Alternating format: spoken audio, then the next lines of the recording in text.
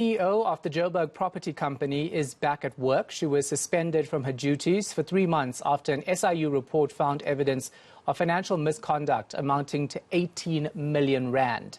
The matter relates to COVID deep cleaning contracts in March last year. It's one of the many cases being probed by the Special Investigating Unit. Lindokuhle Xulu has been following the story for us. He joins us now live from the newsroom. So the CEO faced these allegations of corruption, of course, while back on duty after being suspended, though now. Give us a context to this story.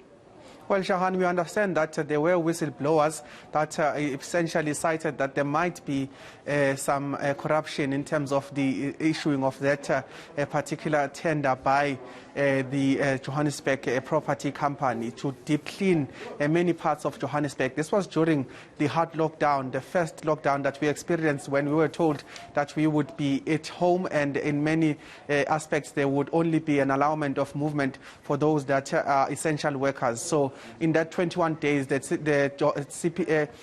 Johannesburg Property Company had to then clean public spaces to ensure that hygiene is at the top of their scope of work. And what we understand is that they had then issued a tender, in a sense, to some companies to deep clean Johannesburg. But the whistleblowers are the ones then that called the attention of the SIU to say there must be investigations done into this work that has cost the JPC about 18 million. So at the end of the day, what we understand from the report was that it was found that there are some financial misconduct in terms of that scope of work being issued. But the CEO, as you said, has returned to work, and the reason why is because she has not been charged in the 3 months that she was suspended. So legally, so she is in fact allowed to come back to work. But what we understand from SIU is that they've done their investigations and they have submitted the necessary evidence as well as recommendations in terms of disciplinary processes that must unfold.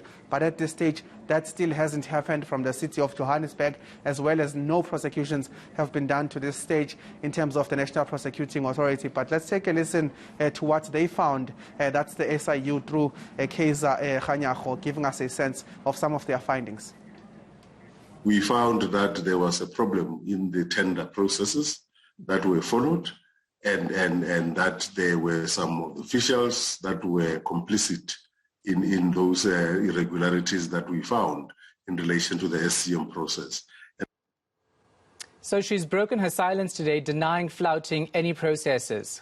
Yes, Shahan, she has in fact spoken to eNCA, telling us that there was no tender irregularities. At the end of the day, what she said to us was that it was a time of emergency, and at the time, National Treasury had issued a circular saying that there is a room for deviation in terms of getting people appointed to do the scope of work that is needed. So what they are saying is that there was no tender issued, and in fact, they simply deviated the processes of appointing some of the people that would have then cleaned Johannesburg. They're saying that there was no tender issued at that time. They basically just went into the database of Treasury in terms of service providers. They appointed 4 companies, and those companies did the work, which has costed about 18 million. And they're saying that that particular figure is justified by the fact that they've had to thoroughly deep clean many spaces, many public spaces, including taxi ranks, including other spaces that would not necessarily they would not be able to clean because of the fact that there's a regular movement of people on a daily basis. So what they're saying is that they had to do a thorough cleaning, and that the figure of 18 million to spend on such a deep cleaning scope of work was in fact justified. And at the time, there was no proper gauging in terms of how much that should cost. But what they are saying, the CEO through the CEO, they're saying that they're ready to be before the courts, they are ready to be before any disciplinary committee to explain exactly what is it that was done during that time and how this is justifiable and how no rules were flouted. But let's take a listen to the CEO giving us a sense of the scope of work that needed to be undertaken to ensure that when they handed over public facilities to those that would use them, that there was no concerns around some of the hygienic concerns that were there because of COVID-19. Let's take a listen to the CEO giving us a sense of really what they had to do at the time. In terms of law, we did not go out on tender. we did a deviation, and that's allowed in terms of Regulation 36 of the Act. Okay, it was an emergency. The team, the finance and supply chain team, sourced the suppliers from the National Treasury database. They were given a scope of work to do.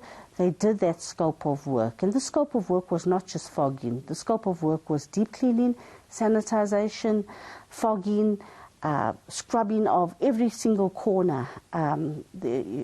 We can show you some horrendous pictures of what the facilities looked like.